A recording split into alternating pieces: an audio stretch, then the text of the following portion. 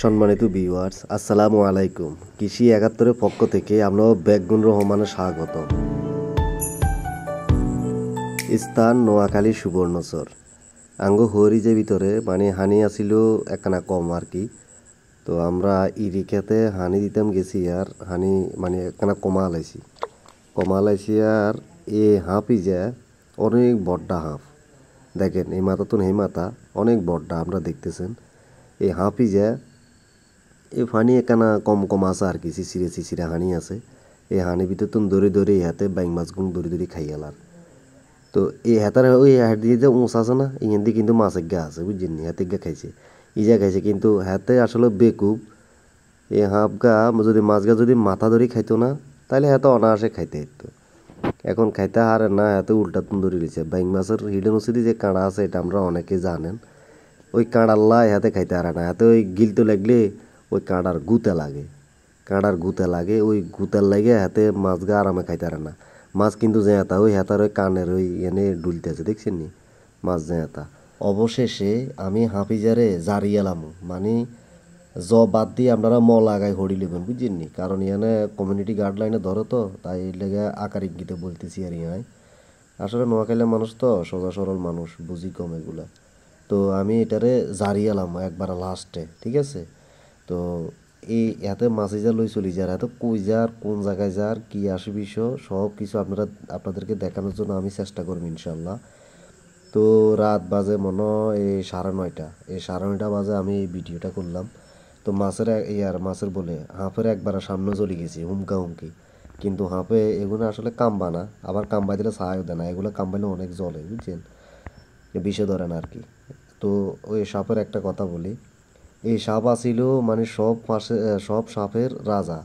হাঁপ যেটুকুন আছে না এই দুনিয়াতে, বেগ হাঁপ বলে রাজা আসিল এই দোয়া হাঁপ। তো এই দোয়া হাঁপ আসিল একখানা অহংকারে। তো হাফিজা নাকি ওই মানে ব্যাং ট্যাং কিয়ে খাইতে গেছে, সরতে গেছে আর কি। তো সরে গেছে ব্যাং ট্যাং খাইবার লাগে। তো এতার 20 যেগিন আসিল, 20 গিন নাকি গোপরের ভিতরে থুই গেছে। গোপর এক লাদা আসিল, গোপরের ভিতরে এতার 20 গিন থুই গেছে আর হেতার 20 এগিন বেগিন জয়ে আইসে আর তো ধোয়ায় চলে গেছে হানি ভিতরে ধোয়ায় চলে গেছে। আর ওই হিং মাছ এই গোবর খাইতেও আইসে আর তো 20 এগিন এই ধোঁয়া আপের 20 এগিন হিং মাছে খাইয়ে লাইছে।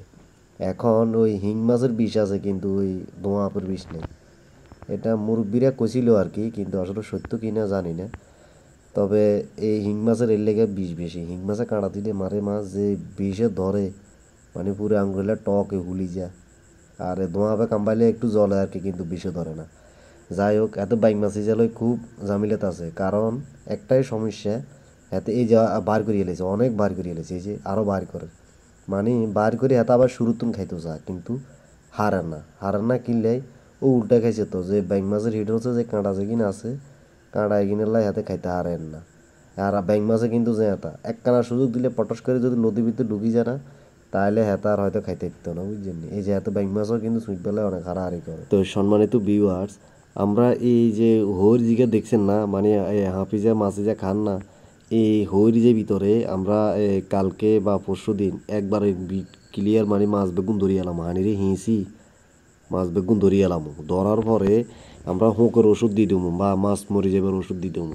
ওষুধ দিয়ে দিলে মাছ যা ব্যাং হাঁপ তারপরে এখন যা আছে সবগুলো জারা হয়ে যাবে, বুঝছেন নি? জারা আলাম আমরা ওই যা বাদ দিয়ে ওই মোয়াকাল লাগাই দিলে হয়ে যাব। তো আমরা সবগুলারে জারিয়ে এলার পরে তো সবগুলা যখন জারা হয়ে যাব, তখন আমরা এইটার মধ্যে আবার নতুন করে পানি দেবো। পানি বলতে কি, ওই কলের পানি আর কি, ডিবের পানি দিই এটারে ভর্তি করার পরে মনে 10 বা 7 দিন, 1 সপ্তাহ হলে চলে। 1 সপ্তাহ পরে এটাতে আবার আমরা চুন দিয়ে দেবো, ঠিক আছে? চুন দেওয়ার পরে হুকটুক যা আছে হানি হুকটুক সবগুলো মরে যাব। মরে যাওয়ার পানি একবার পরিষ্কার হয়ে যাব, ঠিক আছে নি? পরিষ্কার হয়ে গেলে জীবাণু টিবাণু থেকে এটা ধ্বংস হয়ে যাব। তো এরপরে আমরা এটা মাছের রেণু চাই দেবো, বুঝছেন? তেলাপিয়া মাছের রেণু আমরা চাই দেবো। তো কিভাবে মাছের রেণু চাষ করতে হয়, মাছের রেণু হালাইতে হয় কীভাবে, এই পুকুরে আপনার রেডি করতে হয়, তো সকল কিছুই থাকবে আমাদের এই চ্যানেলে কৃষি ৭১। এই কৃষি ৭১-এ আপনারা মানে সাবস্ক্রাইব করে রাখবেন। এটার মধ্যে বিলুপ্ত হয়ে যাওয়ার কিছু ফল আছে। তো এই যে অফিন টফিন আরও অনেক বিভিন্ন ফল আছে, এই ফলাদি এগুলো আমি দেখাবো। আর অনেক কিছু আপনারা দেখতে পাবেন। তারপরে অনেক চাষ বা এই যে কৃষির মধ্যে অনেক কিছু আপনারা দেখতে পাবেন ইনশাল্লাহ। আনকমন কিছু জিনিস নিয়ে আমি আসবো। তো সম্মানিত ভিউয়ার্স, সকলেই ভালো থাকবেন, সুস্থ থাকবেন, আমার জন্য দোয়া রাখবেন, আমি আপনাদের জন্য দোয়া রাখবো ইনশাল্লাহ। সবাই ভালো থাকবেন, সুস্থ থাকবেন। আল্লাহ হাফেজ। আসসালামু আলাইকুম রহমতুল্লাহি ওয়া বারাকাতুহু।